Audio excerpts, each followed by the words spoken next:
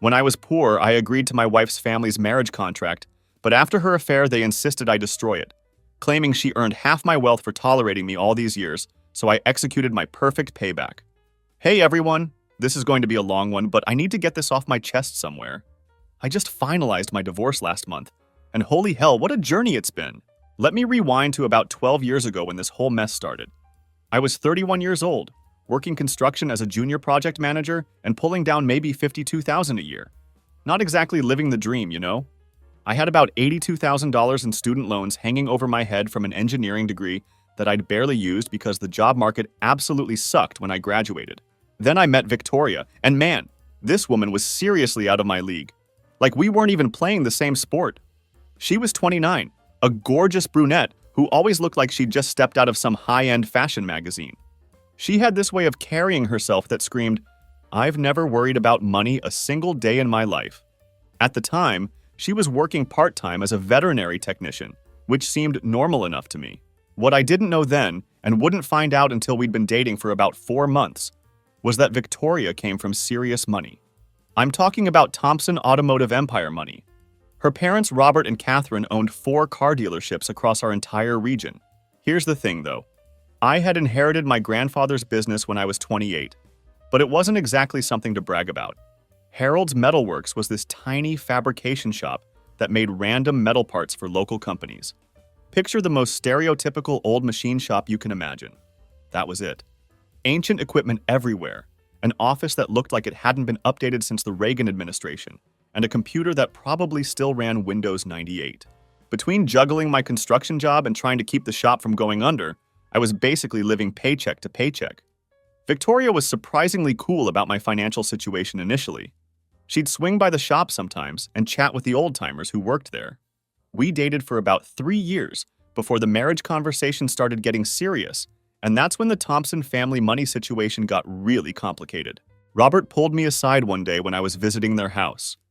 It was just him and me in his office that overlooked the main dealership lot, and I could tell this was going to be one of those serious father-to-future son-in-law conversations. "Tyler, I like you, son.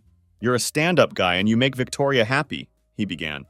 But I could sense a but coming. "But I've got to be straight with you here. Victoria's used to a certain lifestyle. I built this business so my family wouldn't have to stress about money the way I did growing up." I totally understood where he was coming from. Victoria had grown up in that mansion, went to private school her entire life, and had her own credit card since she was 17 years old. Meanwhile, I was splitting grocery bills with roommates and buying generic cereal because name brand was too expensive for my budget. "Look, I'm not trying to be a dick about this," Robert continued, his tone remaining respectful but firm. "But I've seen other wealthy families get screwed over by bad marriages. Good people, but when there's a financial mismatch this big, it can poison everything eventually." That's when Victoria came to me with what she called the solution. Her family's lawyer had drafted up these legal papers that would give her 50% ownership rights to any business I owned. She presented it like we were becoming true partners in everything. "Babe, if we're going to be partners in life, we should be partners in business too, right?" she said, sitting across from me at my kitchen table with the documents spread out between us. "Besides, if that metal shop is really as worthless as you always say it is, then this just protects both of us. It's like insurance." I remember sitting in my crappy apartment that night, reading through these documents over and over again. Victoria had gotten her own lawyer to review everything, so it all seemed legitimate and above board. And honestly, I thought Harold's Metalworks was basically worthless anyway. Maybe worth $120,000 if you liquidated all the old equipment and sold the building. So giving her half of essentially nothing didn't seem like a big deal at the time. But the pressure was intense, man. Wedding plans were already in motion. Victoria's family was footing most of the bill, and I felt like if I didn't sign these papers, I'd be starting my marriage by pissing off everyone who mattered to my future wife. Plus, Victoria made it pretty clear this wasn't really negotiable. If I wanted her family's blessing and support, this was what needed to happen. So I signed them. At the time, it seemed like the reasonable thing to do. Victoria was happy, her parents were relieved, and everyone could move forward with the wedding planning. Looking back now, I realized that was the biggest mistake of my entire life. But you know what they say about hindsight being 20/20? Sometimes you don't see the trap until it's already closed around your ankle. And that's exactly what happened to me. After the wedding, life was actually pretty solid for the first couple of years. The metal shop continued to be exactly the pain in the ass I'd expected it to be. But something about our customers always struck me as really weird. We'd get these random orders for super specific parts that seemed way more complicated than what we were charging for. We'd charge them maybe $900 for something that probably should have cost $2,500, but they never complained about the price. What was really strange was that these same companies kept coming back with identical orders. Same exact specifications, same rush timeline, same everything, like clockwork every few months. I kept thinking, why don't these people just find a bigger shop that could pump these parts out faster and cheaper? It made no sense to me, but the work kept coming in, so I didn't question it too much. But around year 4 of our marriage, I started getting these really bizarre phone calls at the shop. Companies would call asking about license renewals and talking about serious money, like hundreds of thousands of dollars in quarterly payments. Boeing called, Lockheed Martin called, and defense contractors I'd never even heard of before. I had absolutely no clue what they were talking about. Every single call mentioned something called Harold's Technical Solutions, which meant absolutely nothing to me. When I asked the old guys who worked at the shop about it, they just said that Harold had handled the business side of things and kept his mouth shut about everything. Your grandfather was a smart man, Tyler. Way smarter than he let on, one of the older employees told me. But he kept his cards close to his chest, you know? Old school like that. Meanwhile, Victoria was getting increasingly frustrated with our financial situation. All her friends were buying houses, taking fancy vacations, and starting families. We were still renting a mediocre apartment. I was driving my beat-up Honda, and she was using whatever hand-me-down car her dad let her borrow from the dealership lot. The metal shop wasn't contributing anything positive to our lives as far as she could see. It was just this constant drain on our finances and my time. Babe, maybe it's time to seriously think about selling that place, she'd say regularly. We could use the money for a down payment on a house. My dad knows some investors who flip commercial properties, but I couldn't bring myself to do it. Those old guys had worked there their whole careers, and it felt wrong to just sell out from under them. Plus, something about those phone calls was really bugging me. Why were all these major aerospace companies calling about Harold's Metalworks if we were just some tiny fabrication shop in the middle of nowhere? I finally decided I needed to figure out what the hell was going on. I took a week off from my construction job and went through Harold's office with a fine-tooth comb. That's when I found a box of legal documents buried in the back of his filing cabinet. Patent applications, licensing agreements with major companies, and financial statements showing hundreds of thousands of dollars in revenue. That's when it hit me like a ton of bricks. Harold wasn't just some metal worker puttering around in his shop. He had developed specialized processes for aerospace manufacturing, patented everything, and had been licensing those patents to major corporations for decades. The fabrication shop was just the cover story. The real money was in the intellectual property, and I'd been sitting on this gold mine for 4 years without knowing it. Once I figured out what Harold had actually left me, I immediately called his lawyer, William Peterson. His response when I got him on the phone was both reassuring and a little irritating. "Tyler, I was wondering when you'd piece it together," William said, with what I could hear was a slight chuckle. "Harold told me to let you discover it yourself when you were ready. He said, if Tyler's smart enough to run the business, he'll eventually dig through my files." William walked me through the whole situation, and holy shit, it was bigger than I could have ever imagined. Harold had been collecting about $450,000 annually in licensing fees when he died. But with new military contracts coming online, William estimated we were looking at potentially $2.5 to $3.5 million per year. The money started rolling in almost immediately after I took control of the patent side. First quarter after I figured everything out, Harold's Technical Solutions collected $850,000 in licensing fees. By the end of that year, we hit $2.1 million. These weren't even new deals. Companies had been waiting to renew their contracts and expand their licensing agreements. This is where I probably messed up big time. Instead of being completely honest about the patent situation with Victoria, I kept it deliberately vague. I told her the shop was doing really well and had landed some big contracts, but I didn't go into specifics about the licensing revenue. Part of me was worried about how she'd react if she knew we were suddenly millionaires. Would she quit her job immediately? Would she expect us to start living like her parents? Would her family start treating me differently if they knew I had more money than them? But honestly, I was also enjoying having the secret success that was completely mine for the first time in our marriage. For the first time since we'd gotten married, I had something that Victoria's family couldn't look down on or worry about. Robert actually started asking me for business advice, and Catherine made comments about how I'd really turn that little shop around. It felt incredible to finally have their respect. Victoria was definitely happy about our improved finances, but she knew something was up. She'd see the bank statements and notice we were spending way more than my construction salary, plus her part-time veterinary work could possibly support. She started making pointed comments about me keeping secrets and not being transparent about the business. "Tyler, I'm not stupid," she said one evening after looking at our credit card statement. "That metal shop doesn't generate the kind of money we're spending. Are you sure everything's legal? I don't want us getting in trouble with the IRS or something." I should have just told her the truth then and there, but I was still learning about patent law and licensing agreements myself. William Peterson was great, but he was getting older, and I needed to understand this business inside and out before I could explain it to anyone else. Plus, I was still worried about Victoria's reaction. She'd grown up with money, but this was different. This was generational wealth level stuff. Year 7 was when things really exploded. I was officially rich as hell, but I was still showing up to construction sites every day, pretending to care about building permits and concrete delivery schedules. Victoria's suspicions were getting much harder to manage, though. She'd see checks coming in, notice business calls at weird hours, and catch me on the phone with lawyers and patent attorneys. She started spending more time with her friends, going out more often, and being secretive about her own activities.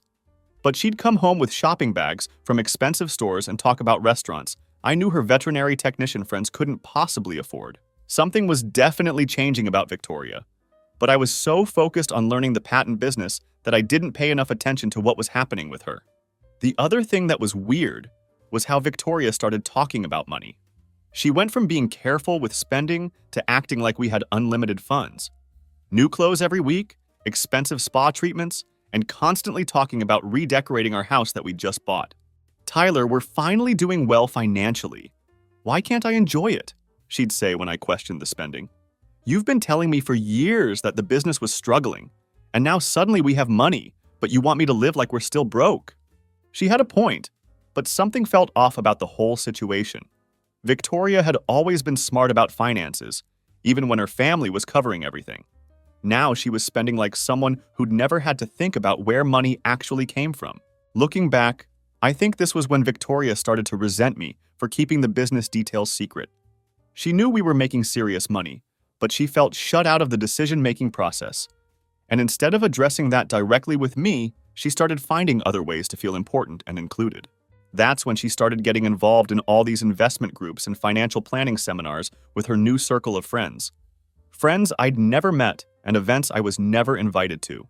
Victoria had quit the veterinary office completely and was basically living the stay-at-home wife life. At first, she seemed genuinely happy about it. No more getting up early to deal with sick animals, no more handling pets whose owners blamed her for their veterinary bills. She spent her mornings at the gym, afternoons shopping or meeting friends for lunch, and evenings planning elaborate dinners that were honestly way better than anything I could make. For a while, it felt like we were finally living the life she'd grown up expecting. And that's when she met Connor. Apparently, she met this guy at her cousin's wedding. Connor worked for some investment firm downtown, drove a Mercedes, and always wore these expensive suits that probably cost more than most people's monthly rent. Victoria brought him up constantly after that wedding, always talking about the brilliant financial advice he'd given her. Connor says we should be looking at commercial real estate investments. He thinks we're missing out on major opportunities by keeping everything in basic savings accounts, she'd tell me over dinner. Connor thinks we should incorporate the business for better tax advantages. I started getting really annoyed hearing about Connor's opinions on everything, especially our finances. Who was this random dude? And why was my wife discussing our business with him? But whenever I brought it up, Victoria would act like I was being paranoid and controlling. "He's just a friend who understands investments, Tyler. You're always saying you don't know much about the financial planning side of things. Connor's helping me learn so I can contribute more to our decisions." The problem was, I didn't need Connor's advice at all. William Peterson had already connected me with a whole team of professionals, accountants who specialized in patent licensing, investment advisors who understood intellectual property income, and tax specialists who could navigate the complex legal structure Harold had set up. But Victoria didn't know about any of that because I was still keeping the full scope of the patent business secret from her. Month by month, Victoria was spending more time learning about investments and less time at home.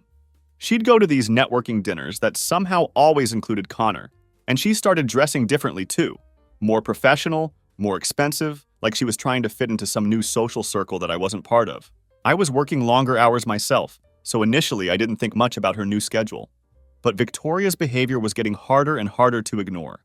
She was super secretive about her phone, always stepping outside to take calls. She'd make plans without telling me, then act surprised when I asked where she was going. I mentioned the investment club meeting tonight at dinner yesterday. "You never listen when I talk about my activities," she'd say with an exasperated tone. Except she hadn't mentioned it. I would have remembered because I was supposed to be home for dinner and ended up eating leftover Chinese food by myself instead. The breaking point came in year 9 when Victoria announced that she wanted to throw this dinner party at our house for her investment group. Nothing too crazy, she said. Just 18 to 22 people, so I could finally meet everyone she'd been working with and learning from. "Connor's been telling everyone about your success with the metal fabrication business," she explained excitedly. "They're all really interested in hearing your entrepreneurial story and maybe learning from your experience." That made me uncomfortable as hell. I couldn't exactly tell a room full of strangers about aerospace patents and military licensing deals. The whole operation depended on keeping a low profile, and most of the contracts had confidentiality clauses anyway. "Victoria, I don't really want to discuss business details with your friends. The metal shop stuff is pretty technical and honestly kind of boring," I told her. "Tyler, these are successful business people. They understand technical details and complex industries," she replied, clearly frustrated with my reluctance. "Connor thinks you're being too modest about your accomplishments, and it's hurting your networking opportunities." There it was again. Connor thinks this, Connor says that. I was getting really tired of this guy having opinions about my life and my business decisions. The dinner party was awkward as hell. I spent the whole night giving vague answers and trying to steer conversations toward literally anything else. Connor was exactly what I'd expected: polished, confident, and way too interested in the details of my business operations. But what really bothered me was how he interacted with Victoria. They were too familiar, too comfortable with each other, like they'd spent way more time together than just some casual networking events. Victoria was different around him too, laughing at everything he said, touching his arm when she talked, acting like this version of herself that I'd never seen before. It was like watching my wife flirt with another guy right in front of me, but subtle enough that I couldn't call it out without looking like a jealous jerk. After everyone left, Victoria was pissed at me for not being more social and engaging with her new friends. "Tyler, you embarrassed me tonight. These people were genuinely interested in your business success, and you acted like you didn't want to talk to them. Connor even offered to introduce you to some potential investors." "Victoria, I don't owe your friends detailed explanations about my business operations. And why does Connor need to know so much about our personal finances anyway?" I shot back. "Connor's a professional who's offering free advice and networking opportunities. He's not some random guy. He's helping me understand investment strategies so we can make smarter decisions together." That night, I made a decision. I needed to figure out exactly what kind of investment advice Connor was giving my wife, and why she was suddenly so interested in learning from him instead of talking to me about our financial planning. Something was definitely going on, and I had a feeling it wasn't just about portfolio diversification. So I did what any guy would do when his wife starts acting shady as hell. I hired a private investigator. Yeah, I know how that sounds, but Victoria's behavior had gotten too weird to ignore, and this whole Connor situation was setting off every red flag I had. I told the PI I suspected my wife was having an affair and needed solid evidence for potential divorce proceedings. He didn't judge me at all, just asked for details and got to work immediately. "Tyler, I gotta ask you, are you sure you want to know what I find?" he said during our initial meeting. "Sometimes ignorance really is bliss, especially when there's serious money involved." I was absolutely sure. If Victoria was cheating on me, I needed to know before making any major financial decisions. The patent licensing business was exploding, and I was looking at potentially $9 to $12 million annually within the next few years. If she was planning to divorce me and claim half of everything, I needed to protect myself. The PI had answers within 3 weeks, and they were worse than I'd expected. Photos, audio recordings, financial records, the whole damn package. Victoria and Connor had been having a full-blown affair for almost 10 months. Hotel rooms during investment seminars, weekend trips disguised as financial planning retreats, romantic dinners while I thought she was at book club. But here's the part that really got me. Connor thought he was dating a future multimillionaire. The recordings were absolutely brutal to listen to.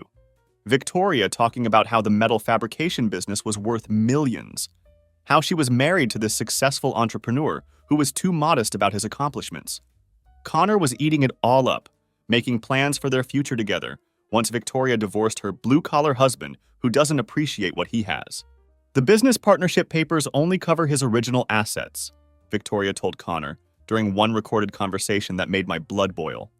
But everything he's built during our marriage, I'm entitled to half of. We're talking about serious money here.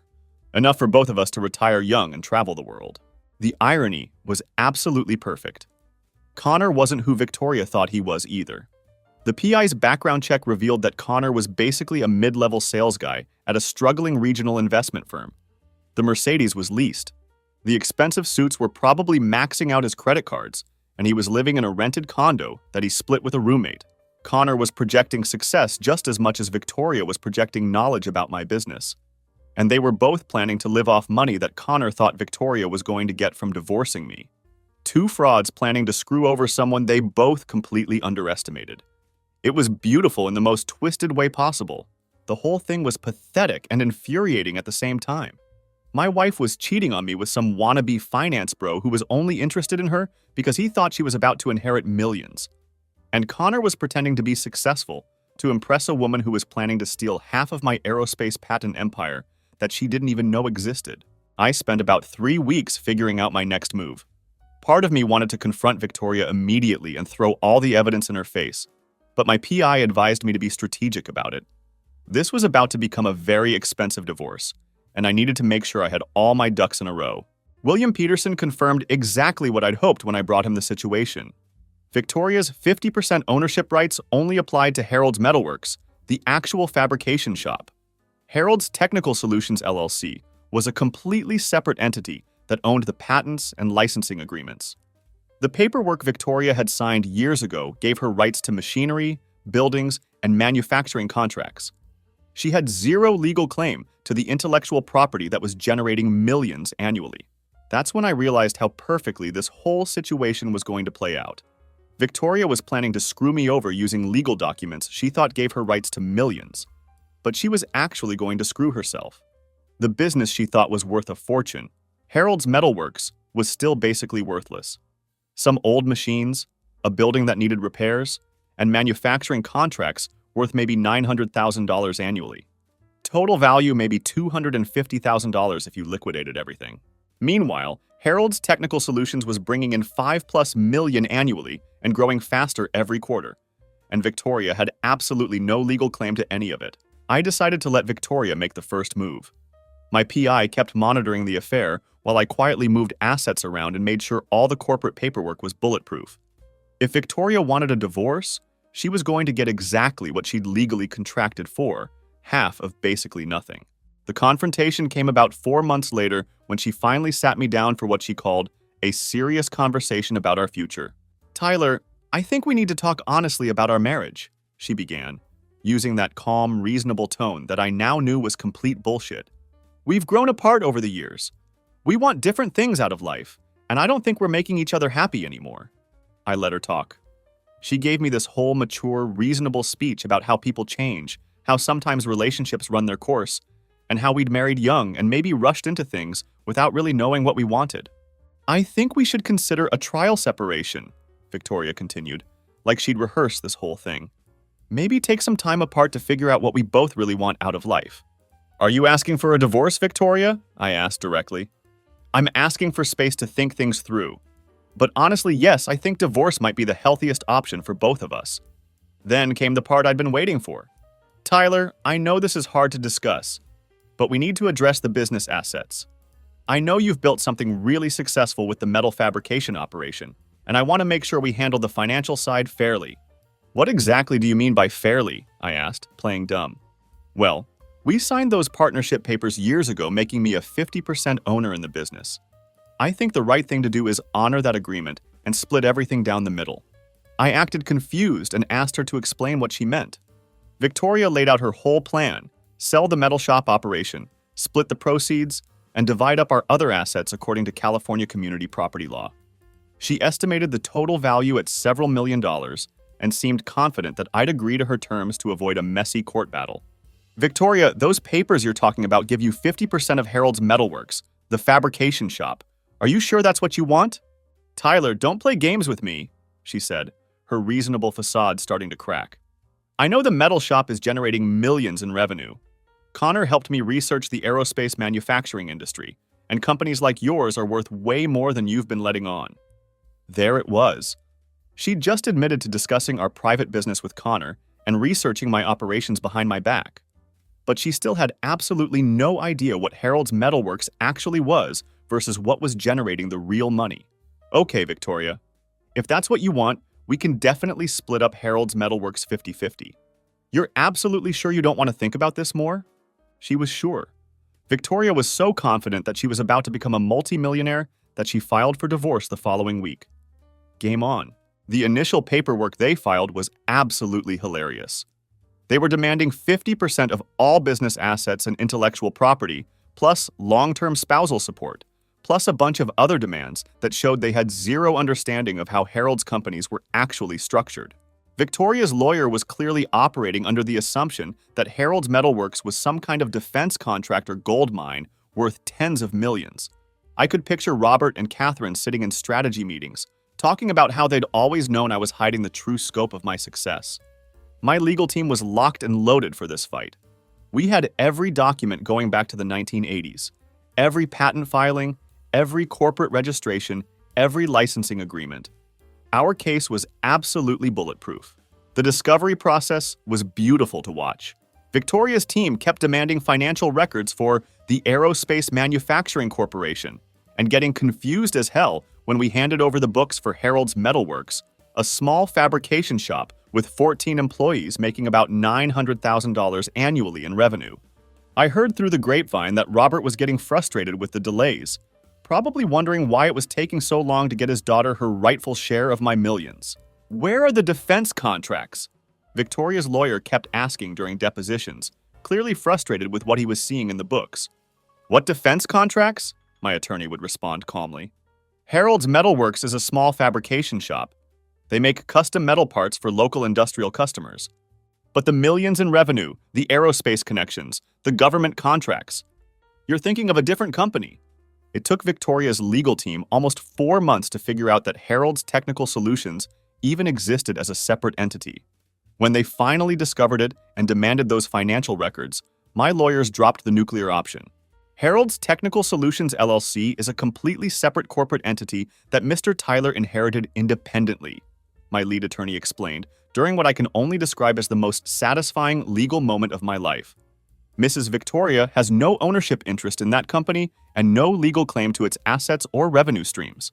You should have seen Victoria's face during the deposition when this all came out. Her lawyer was frantically shuffling through the partnership papers Victoria had signed years earlier, finally understanding that her 50% ownership rights only applied to the worthless fabrication shop. Robert and Catherine were sitting in the back of the room, and I watched Robert's face go completely white when he realized what had just happened. The confident expectation that had carried them through months of legal proceedings was crumbling in real time. But the patents, the licensing fees, the aerospace industry revenue, where is all of that held? Victoria's lawyer asked desperately. Harold's Technical Solutions LLC. Separate company, separate ownership structure, separate everything. Victoria completely lost her shit. She started screaming about how I'd hidden assets and committed fraud by not disclosing the full scope of the business operations. Robert jumped up and started yelling too, claiming I deliberately deceived their family about my financial situation. Catherine was furious, probably realizing they'd just spent a fortune on legal fees to help their daughter claim half of basically nothing. Her lawyer was desperately trying to argue that the two companies were essentially the same operation and should be treated as one entity for divorce purposes. The Thompson family was clearly all in on this strategy, probably convinced that their expensive legal team could somehow overturn decades of corporate law. My legal team absolutely destroyed that argument.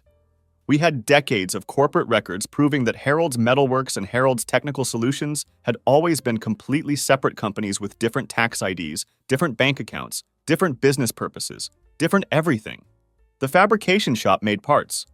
The patent company licensed intellectual property.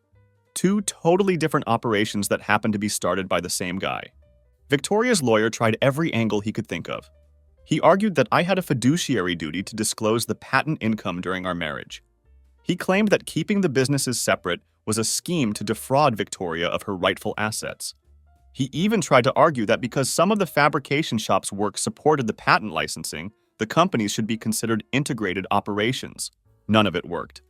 The judge was crystal clear during the final hearings. Mrs. Victoria signed a legal partnership agreement giving her 50% ownership of Harold's Metalworks. The court will absolutely honor that agreement.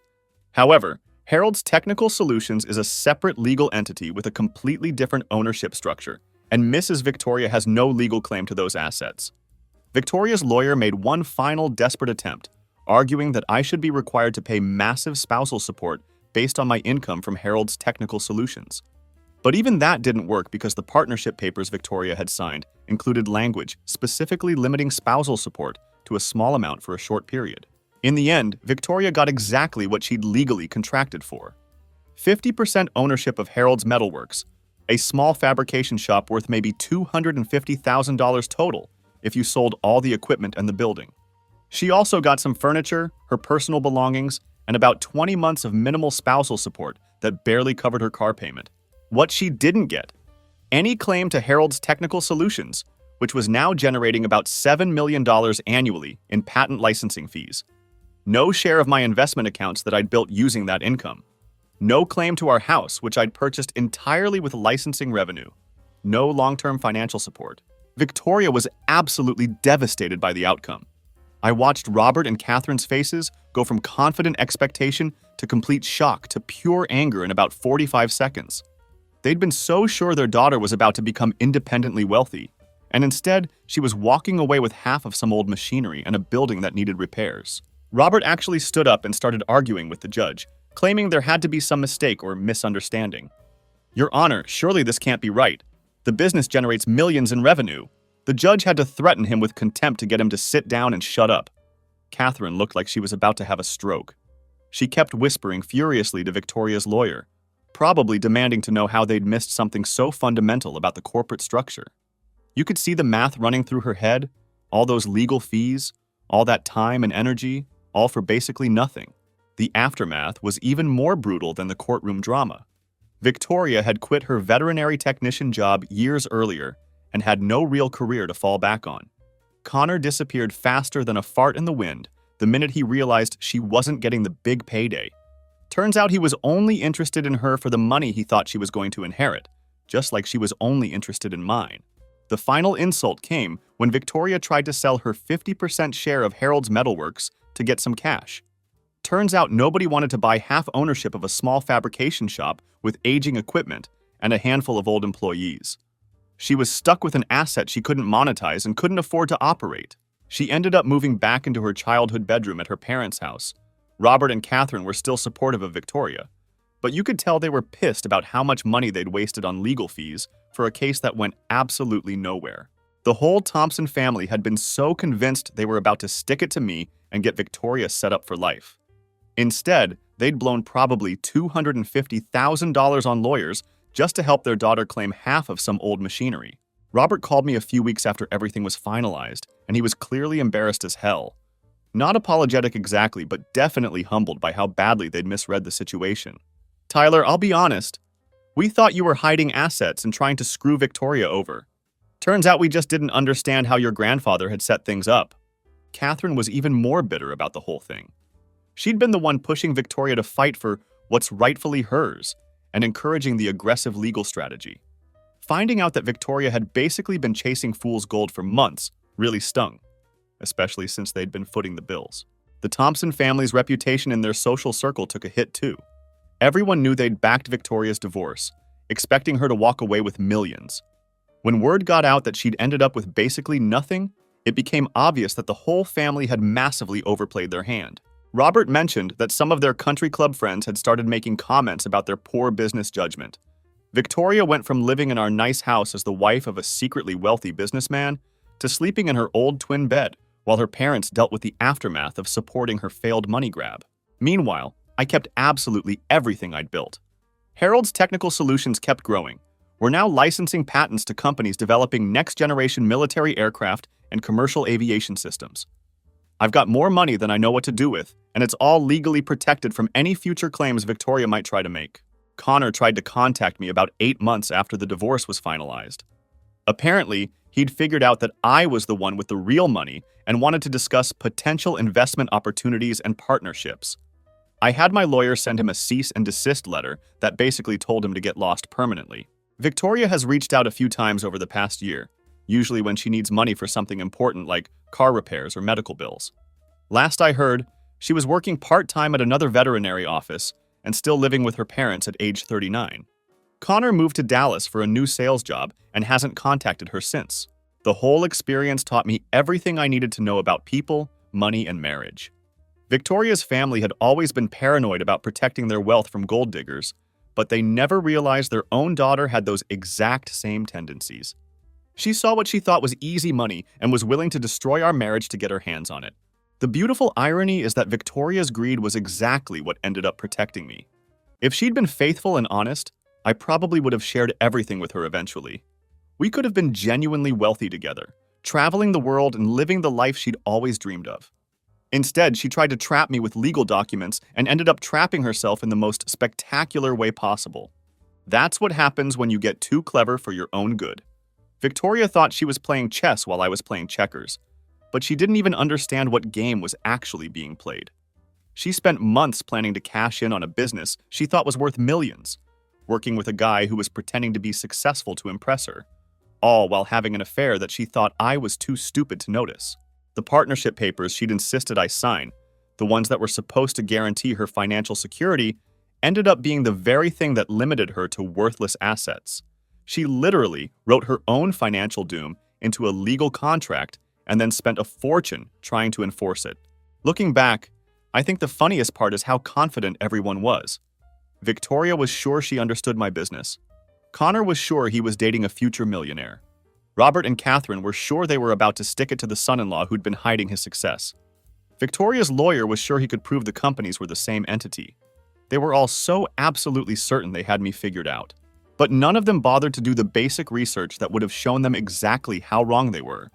They assumed, they planned, they strategized, and they spent a fortune on legal fees, all based on a fundamental misunderstanding of the situation. The best part? I didn't have to lie to anyone or hide anything illegal. Harold had set up the corporate structure decades before I even met Victoria. The patents were legitimate, the licensing deals were above board, and every document was properly filed and recorded. Victoria's 50% ownership was exactly what she'd signed up for. She just never bothered to understand what that actually meant. Now I'm sitting here with more money than I ever imagined possible, completely free from a marriage that was built on lies and manipulation. Harold's Technical Solutions continues to grow every year, and I've learned to appreciate the brilliant way my grandfather structured everything to protect the real assets. Sometimes I wonder if Harold knew this day would come. Maybe he understood that anyone who married me for money would eventually show their true colors, and the corporate structure would separate the people who genuinely cared about me from those who just wanted access to wealth. Victoria got exactly what she deserved. Nothing more, nothing less. She played a game she didn't understand, with rules she never bothered to learn, against someone she consistently underestimated.